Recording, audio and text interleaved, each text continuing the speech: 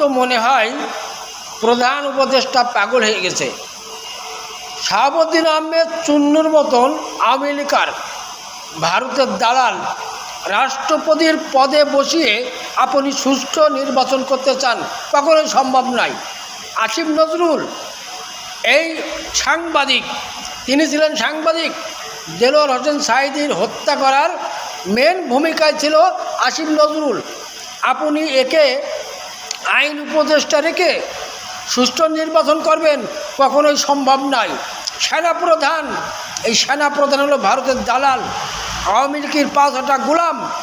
এই সেনাপ্রধানকে ক্ষমতায় রেখে আপনি সুষ্ঠু নির্বাচন করবেন, কখনোই সম্ভব নয়।